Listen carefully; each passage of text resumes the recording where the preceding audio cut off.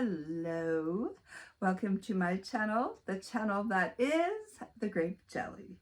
My name is Flossie. Thank you for joining me. I always look forward to your visit.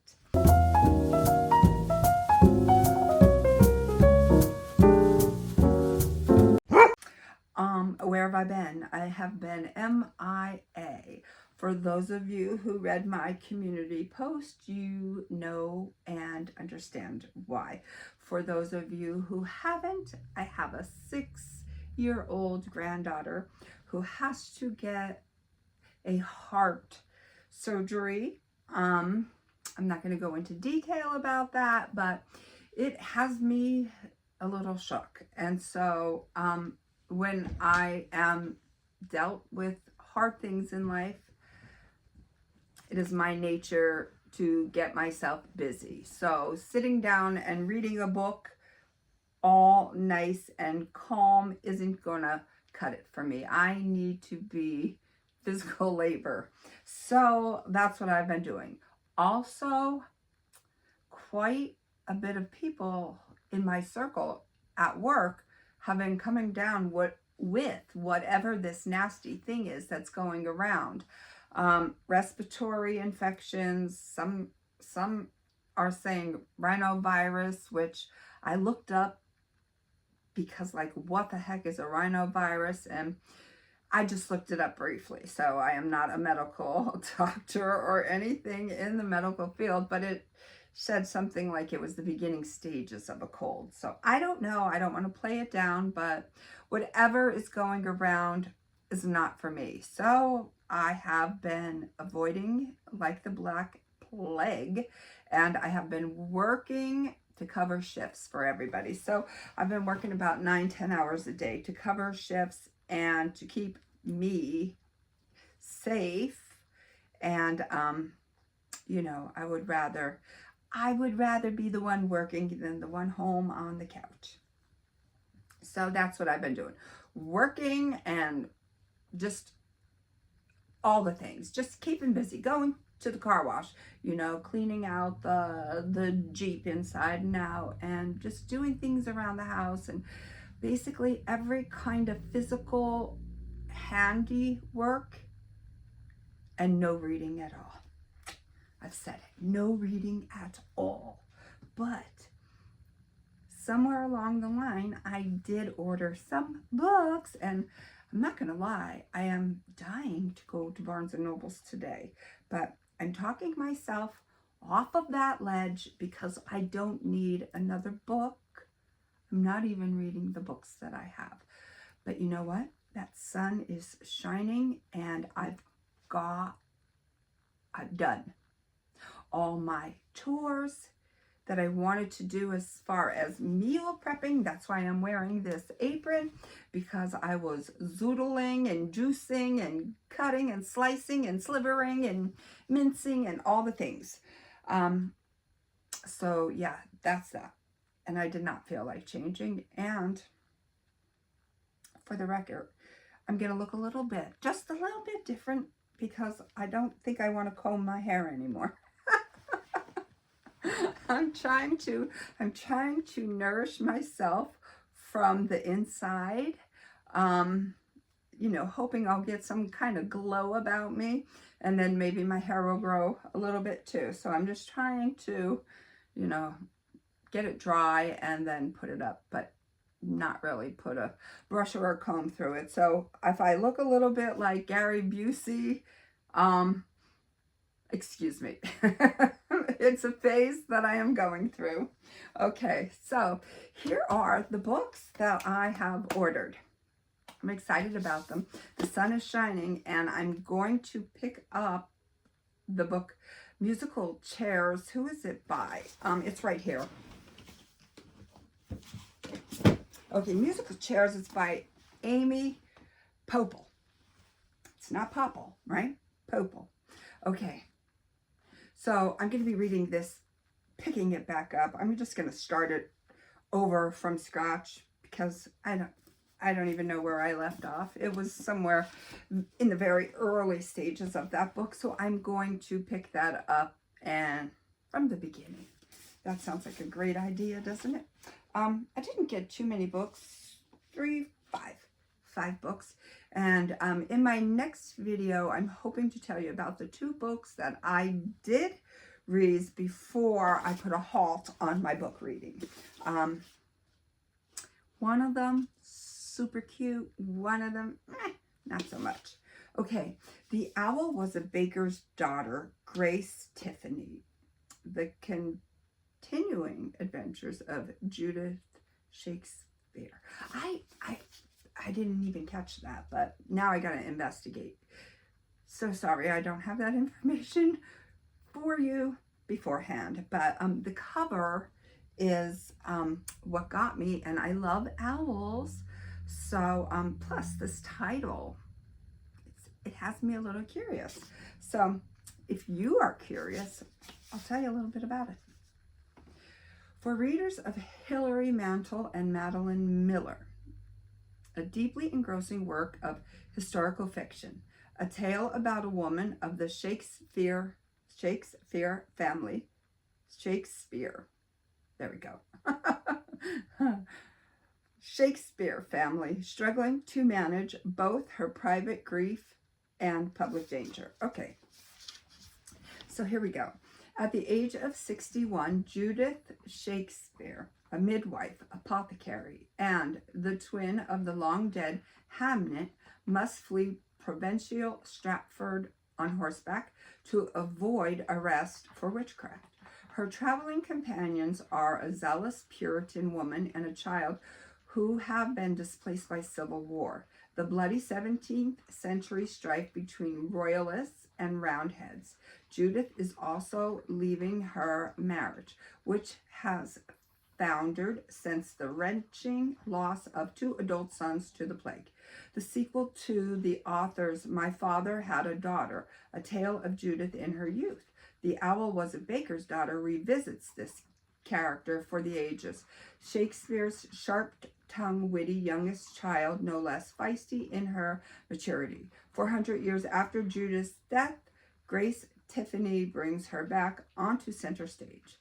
So I guess I have some learning to do. I have an education I need to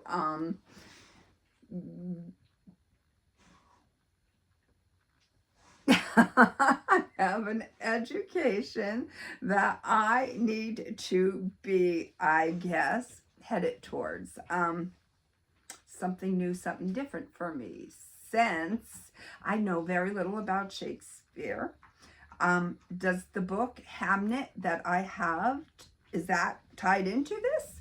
I did just read that. So I don't know. I don't know.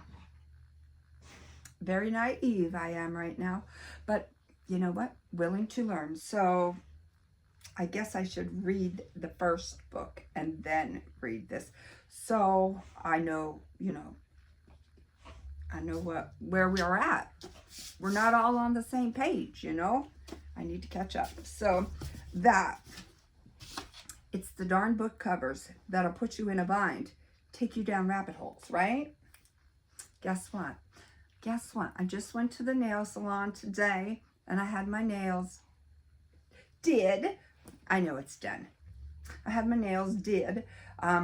Sick of black, sick of gray, sick of white, sick of taupe and mauve and beige, and sick of it. So, give it to me. Give it to me. And they did.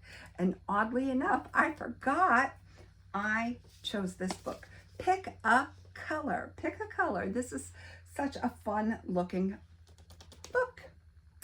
This is by Souvankham, Thammavongsa.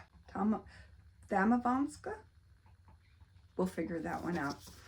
My apologies for pronouncing that name wrong. Okay, so I live in a world of Susans. I got name tags for everyone who works at this nail salon, and on every one is printed the name Susan. Ning is a retired boxer, but to the customers who visit her nail salon, she is just another worker named Susan. On this summer's day, much like any other, the Susans buff and clip and polish and tweeze. They listen and smile and nod. But beneath the superficial veneer, Ning is a woman of rigorous intellect and profound complexity. A woman enthralled by the intricacy and rhythms of her work, but also haunted by memories of paths not taken and opportunities lost. A woman navigating the complex power dynamics among her fellow Susans, whose greatest fears and desires lie just behind the gossip they exchange.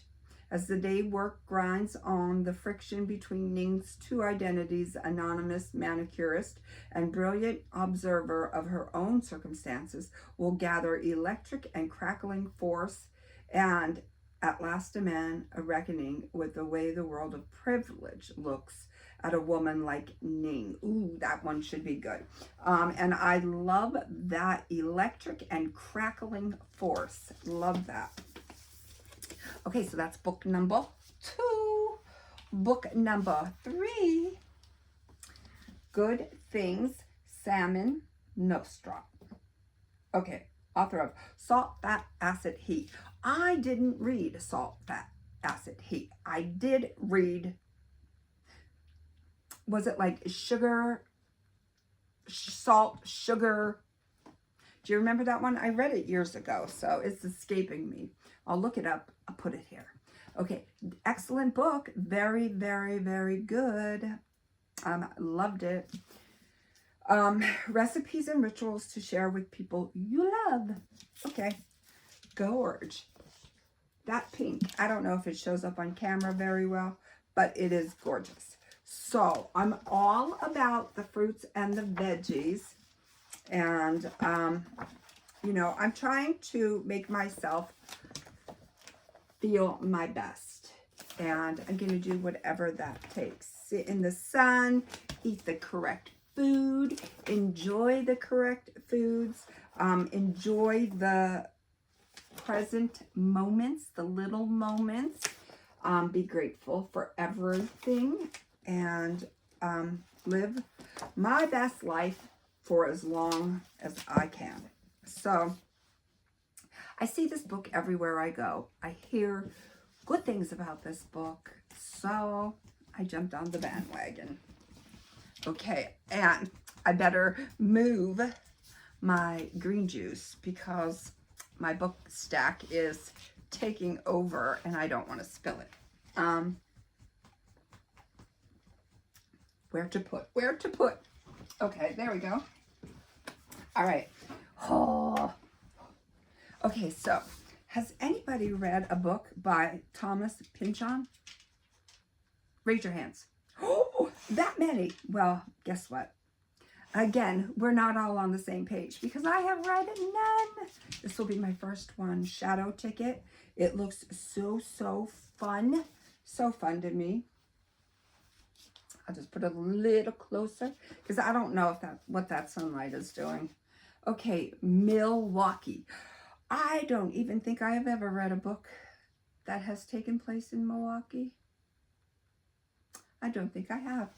So this is going to be fun because I love the word Milwaukee. I don't think we say that word enough. Milwaukee, 1932, the Great Depression going full blast. Repeal of Prohibition just around the corner. Al Capone in the federal pen. The private investigation business shifting from labor management relations to the more domestic kinds.